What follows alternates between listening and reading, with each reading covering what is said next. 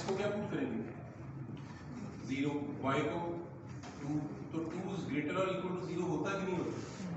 तो हमारा ये टेस्ट क्या निकला है, ट्रू निकला है ना। इसका मतलब है जहां पॉइंट मौजूद है उस रीजन को क्या करना है, शेड करना है। तो हमने पहले उसी को शेड किया, ठीक है। और अगर फॉल्स निकलता तो क्या करते हैं हम, इस रीजन को छोड़ देते हैं और जो अदर देन दैट रीजन, जो बाहर वाला रीजन है उसे शेड करते। This is called test point. इसमें सिर्फ एक चीज का हमें ख्याल रखना होता है कि test point must not be on the graph. आपने कोई ऐसा पॉइंट नहीं लेना जो on the graph, like 0 0 on the graph, वो इसका वर्टेक्स, वो हम नहीं ले सकते एज अ टेस्ट पॉइंट। उसके अलावा आप जो मर्जी ले, ये सिंपल सा रूल होता है।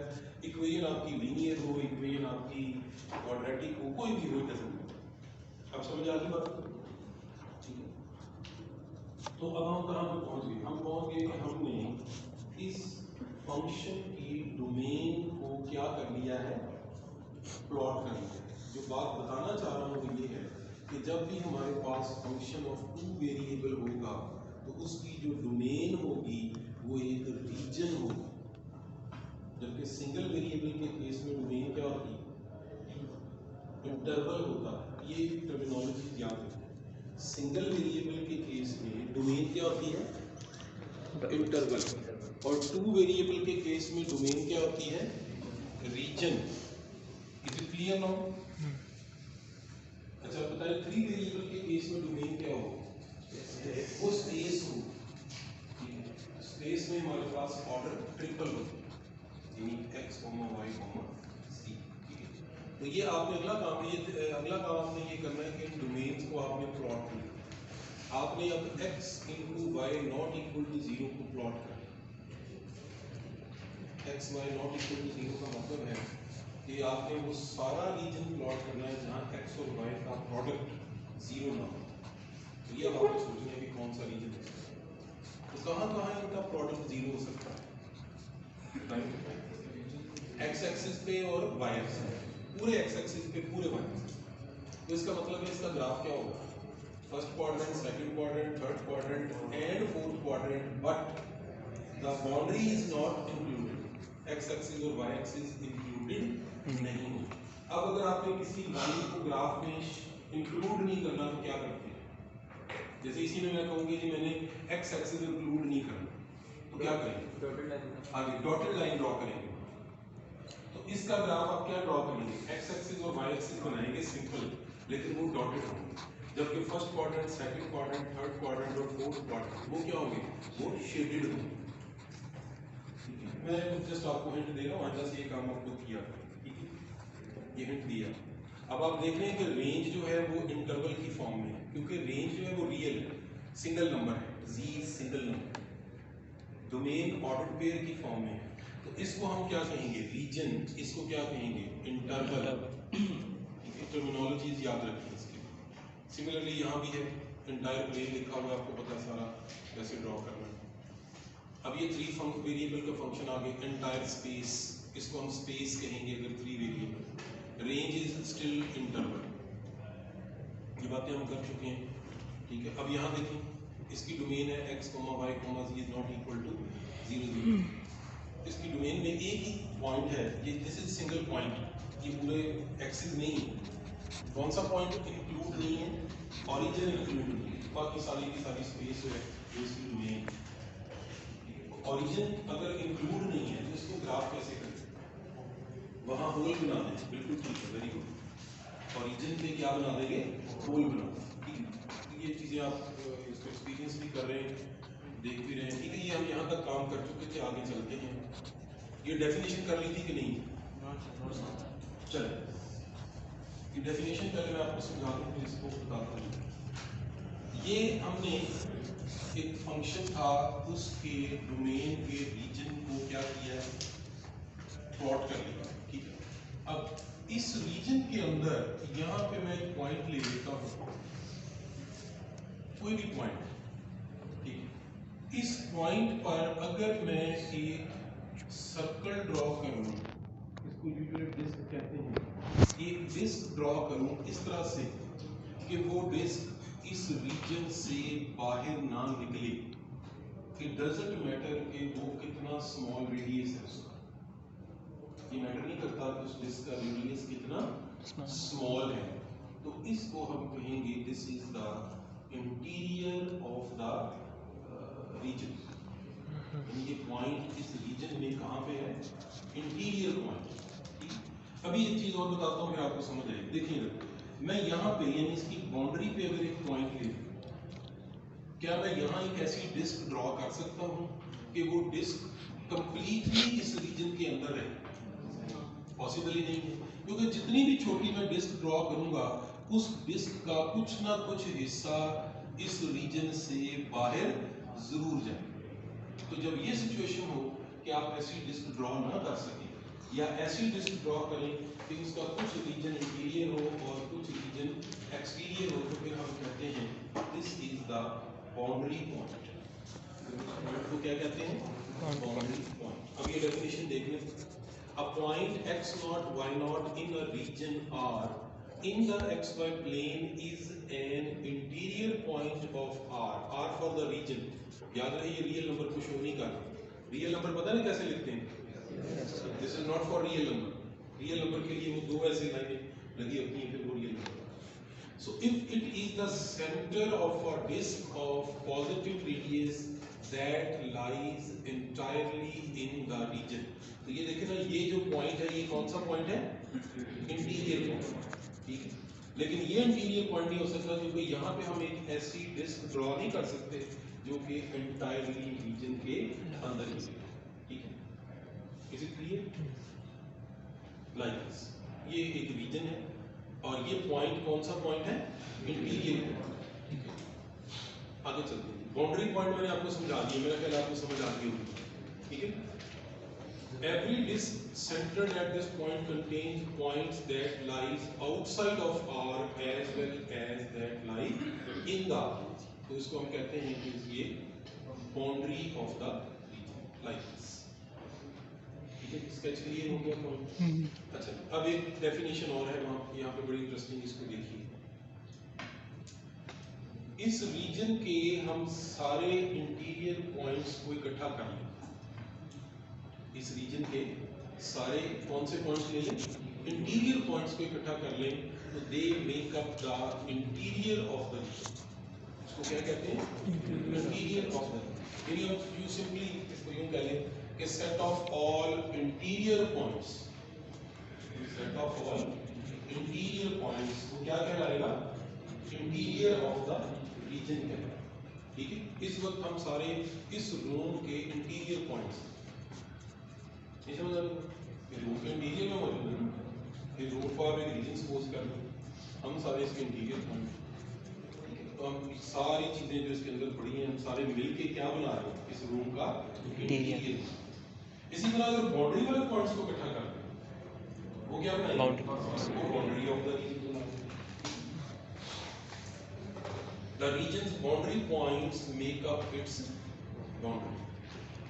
A region is open if it consists entirely of the interior points. ये बड़ी इंपॉर्टेंट डेफिनेशन है जो आपने सुनी। अगर हम किसी रीजन के सिर्फ इंटीरियर पॉइंट्स को ले लें, ठीक है, और उसमें जो एक्सटीरियर पॉइंट है यानी जो बाउंड्री है वो इंक्लूड ना हो, तो उसे हम क्या कहते हैं, ओपन रीजन। मेरा ख्याल है आप मेरी बात को इस तरह ज्यादा अच्छी तरह समझेंगे। ये क्या चीज है, ये क्या चीज है, इसे क्या कहते हैं, ओपन इंटरवल। अच्छा, इसमें कौन कौन से नंबर शामिल नहीं है, मैंने मोटा लिख दिए, 2 to 4 लिखना चाहिए। इसमें कौन कौन से नंबर इंक्लूडेड नहीं, 2 और 4 इंक्लूडेड नहीं, जबकि 2 और 4 के बिटवीन जितने भी नंबर आते हैं वो इंक्लूडेड है, ठीक है। तो इसका मतलब ये हुआ कि इंटीरियर इंक्लूडेड है लेकिन बाउंड्री इंक्लूडेड नहीं। जब यही कॉन्सेप्ट यानी ये वाला कॉन्सेप्ट जब हम रीजन पे लेके जाते हैं तो इसको यूं देखते हैं कि इसमें ये जो इंटीरियर है ये इंक्लूडेड है लेकिन बाउंड्री इंक्लूडेड नहीं है, तो फिर हम इधर ओपन इंटरवल कहते हैं, इधर उसको क्या कहेंगे, ओपन रीजन कह देंगे। और अगर बाउंड्री इंक्लूडेड हो तो क्लोज्ड रीजन हो। लेकिन यहाँ एक थोड़ा सा कॉन्सेप्ट डिफरेंट है, वो कहता है a region is closed if it contains all its boundary points. यानी इसमें इंटीरियर का होना जरूरी नहीं है, इसका होना जरूरी है बाउंड्री पॉइंट्स। अगर बाउंड्री पॉइंट्स इंक्लूड है तो हम उस रीजन को क्या कहेंगे, क्लोज रीजन। और अगर सिर्फ इंटीरियर पॉइंट इंक्लूडेड है तो उसे हम क्या कहेंगे, ओपन रीजन। इसको जरा व्यू करते हैं, देखिए ये कौन सा रीजन है, ओपन या क्लोज। ये क्लियर नहीं है यहाँ से, तो क्यों ये विजिबिलिटी इसकी इस तरह की आ रही है। This is basically less than 1। यहाँ क्या लिखा हुआ है, लेस देन 1। अब लेस देन का मतलब है कि यहाँ इक्वल का साइन नहीं है, और आपको पता है इक्वल का साइन ना हो इनइक्वालिटी में तो बाउंड्री इंक्लूड नहीं है। So this is just less than 1। तो ये कौन सा रीजन है, इट्स ओपन रीजन। ठीक है, ये कौन सा रीजन, अच्छा यहाँ एक चीज नोट करें, ये सारा रीजन शेडेड है बेसिकली, लेकिन यहाँ सिर्फ बाउंड्री है, ये सेंटर वाला रीजन नहीं है इसमें। तो ये कौन सा रीजन है, क्लोज रीजन, क्योंकि यहाँ सिर्फ इक्वल है, लेस नहीं लिखा हुआ। ठीक है, समझ आ रही है। अच्छा ये कौन सा रीजन है, फिर देखिए ओपन, ये कौन सा है, क्लोज, ये कौन सा रीजन है,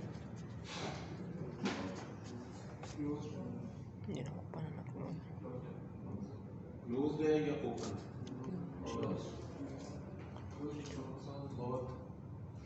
या बोथ है। चलिए ये आपका एक क्वेश्चन हो गया। मैंने ये पिछले जो बाकी सेक्शंस हैं उनको भी एक क्वेश्चन किया है, डिस्क्लोज कर दिया, बल्कि कि आपके क्विज में एक क्वेश्चन होगा, ठीक है, जिसमें आपको एक फंक्शन गिवन होगा, ठीक है, और आपने उसकी डोमेन के बारे में ये बताना होगा कि उसकी जो डोमेन है वो ओपन रीजन है, क्लोज रीजन है, या बोथ है, या नन ऑफ दीज। 4 ऑप्शन भी मैंने बताया, ठीक है, open, close, both open and close, या नन ऑफ दीज। डेफिनेटली वो जो फंक्शन आपको गिवन होगा वो आप पहले उसकी डोमेन वाला जो फंक्शन है वो लिखेंगे, फिर उस डोमेन से आप बताएंगे कि रीजन ओपन होगा, क्लोज होगा, या बोथ ओपन एंड क्लोज है। ये ओपन भी है, क्लोज भी है, लेकिन क्या हम इसको बोथ ओपन एंड क्लोज कह सकते हैं कि नहीं कह सकते, या कोई एक कह दें तो काम चल जाएगा, ठीक है, या फिर ये दोनों ही नहीं है। ठीक है, ये आपकी असाइनमेंट है, ये आपने बुक पढ़नी है, मैं नहीं बता रहा था, ठीक है, ये आप बुक को रीड करें। डेफिनेटली वहाँ पे ऐसे ऐसे क्वेश्चन दिए हुए हैं कि जहाँ पे ये सिचुएशन क्रिएट होगी कि उसमें इंटीरियर भी इंक्लूड होगा और बाउंड्री भी इंक्लूड होगी, तो वहाँ पे फिर आपने क्या कहना है कि ये रीजन ओपन है, वहाँ से काम चलेगा, या क्लोज कह दें तो ठीक है, या बोथ ओपन एंड क्लोज कहना है तो फिर वो ठीक होगा। ये आपकी असाइनमेंट, ठीक है जी। ये नहीं क्या मतलब, नहीं जो बात आप कह रहे हैं वो और चीज, वो ओपन और क्लोज से बात आगे चली जाती है, ठीक है, जो बात आप कह रहे हैं वो ओपन और क्लोज से आगे निकल जाती है, दैट इज समथिंग डिफरेंट। वहाँ एक और कॉन्सेप्ट है, हमारे पास रीजन जो है ओपन क्लोज, ये अब आपने डिसाइड करना है कि कौन सा है, बोथ है या नहीं है। रीजन में एक और चीज होती है, उसे हम कहते हैं बाउंडेड रीजन। क्या कहते हैं, बाउंडेड रीजन।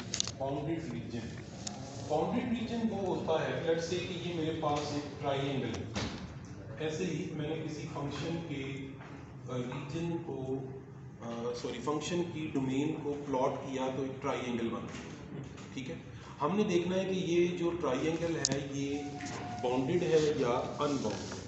ये देखने के लिए एक सिंपल सा कॉन्सेप्ट है कि अगर आप इस ट्राइंगल को एक फिक्स्ड रेडियस के सर्कल में क्लोज कर सकते हैं तो ये बाउंडेड होगा, और अगर नहीं कर सकते तो ये अनबाउंडेड होगा। अब आपकी बात जो आपने बात करना चाहा, ये रीजन जो है अगर हम इसमें बाउंड्री भी इंक्लूड कर लें तो क्लोज होगा, बाउंड्री इंक्लूड ना करें तो ये ओपन होगा, ठीक है।